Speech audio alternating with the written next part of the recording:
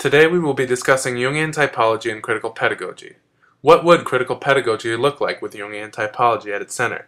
Well, it would serve as an alternative to the format system. Jungian typology creates a more in-depth picture of the student. It works in 16 possible combinations of learning types rather than format's only 4 learning types. It also makes a more clear distinction between processes and their roles in students' learning. Finally, it allows for a more specific, targeted lesson planning.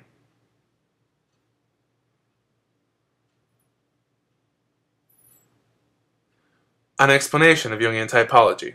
Carl Jung, famous Swiss psychologist and physician, organized the theory of typology. He theorized that all human beings are born with an innate propensity for the way they take in information, perceive, and make decisions, judge.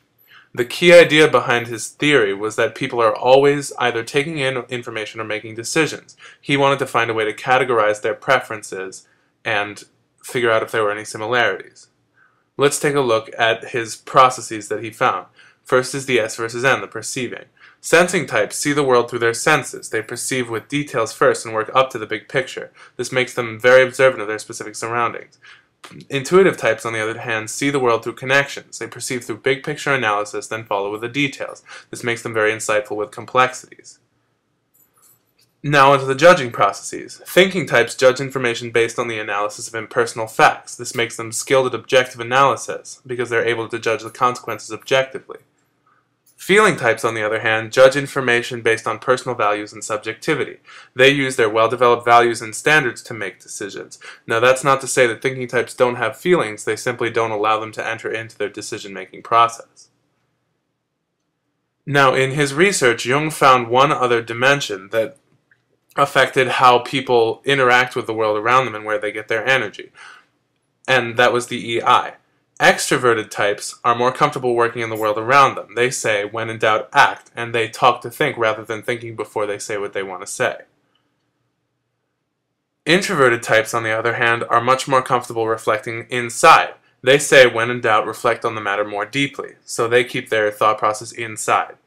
Now that we know a little bit about Jungian typology, let's take a look at critical pedagogy. Critical pedagogy is a postmodern educational theory that's based on 4 basic tenets. 1. Education is a dialogue between teacher and student, and together they share a stake in each other's learning and affect one another through the learning process.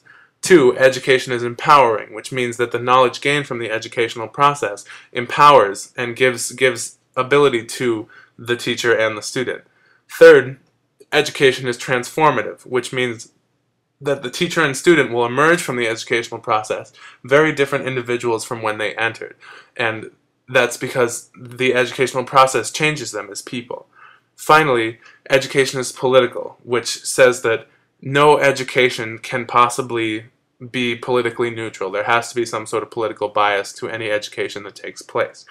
The issue with critical pedagogy is that it's not an application. It's simply a way to look at education and to theorize about it. It needs a framework or a practical lesson plan because it informs the lesson plan. Now let's take a look at learning types. Dr. Gordon Lawrence, Professor Emeritus of Instructional Leadership at the University of Florida, applied Jungian typology to the learning styles and curriculum design. He defines learning types as cognitive style in the sense of preferred or habitual patterns of functioning, patterns of attitudes and interests that influence what a person will attend to in a potential learning situation, a disposition to seek out learning environments compatible with one's own cognitive style, and a disposition to use certain learning tools to use them successfully and to avoid other tools. Now let's take a look at some of the learning preferences of Jungian types. Extroverts in the classroom prefer talking and discussion and activities that work with both their minds and their bodies, while introverts prefer reading and verbal reasoning and need time for internal processing. Sensing types desire tasks that call for careful attention to detail and observing of specifics, while intuitive types prefer tasks that call for quickness of insight and grasping general concepts rather than facts and details.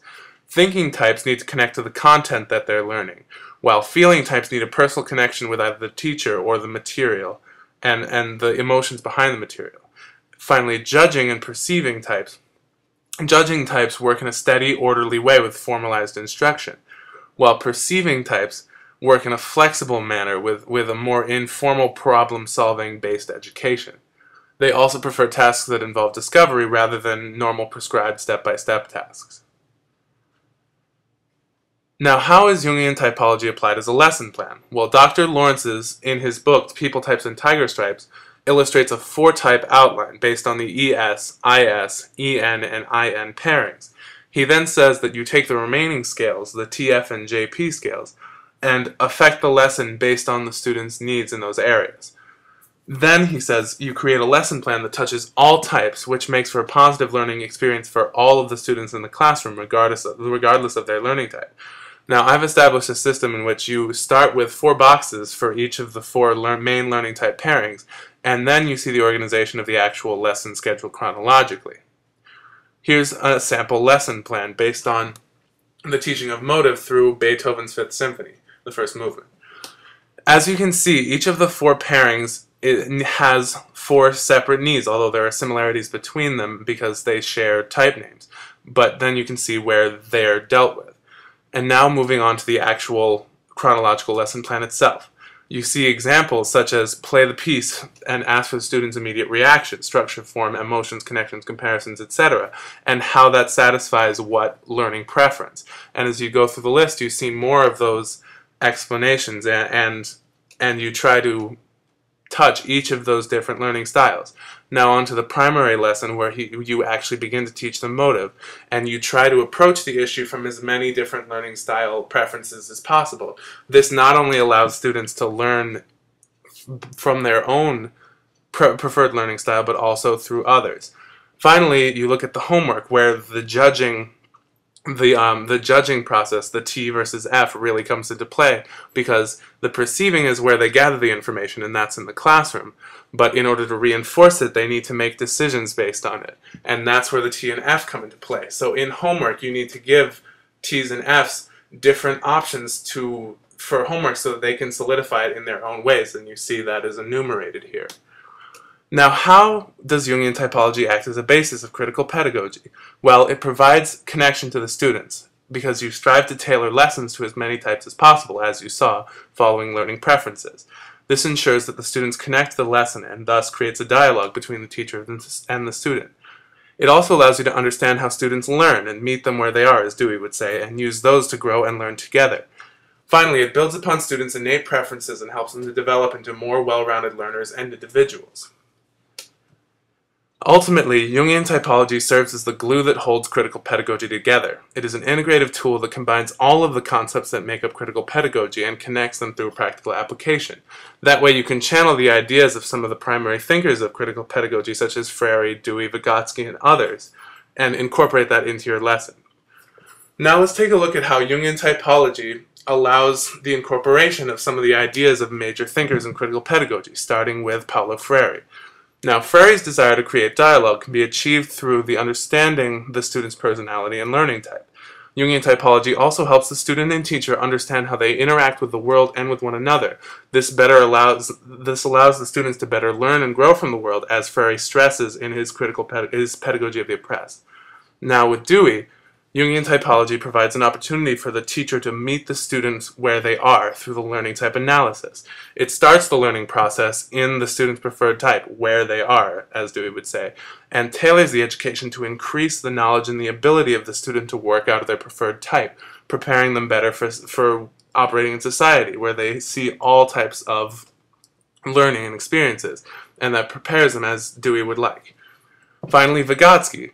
Jungian typology finds students' individual zones of proximal development, their own type, and helps them to go beyond it through the lessons from the teacher or more advanced students. It then builds upon the students' current learning types and develops them as well as their knowledge, which is one of the key aspects of constructivism. Ultimately, Jungian typology serves as the lesson plan. It provides a framework for a lesson plan rooted in critical pedagogy. Within this framework, the tenets of critical pedagogy can be applied. In summary, it provides a framework, as I said, in which to root critical pedagogy. It provides a more in-depth picture of students' learning styles and format, and is easily applicable into the classroom through the Myers-Briggs Type Indicator, which is intended for grades 2 through 8, and the Myers-Briggs Type Indicator, which is intended for grades 9 to adult. As you can see, this is how I would establish Jungian typology as the core of critical pedagogy.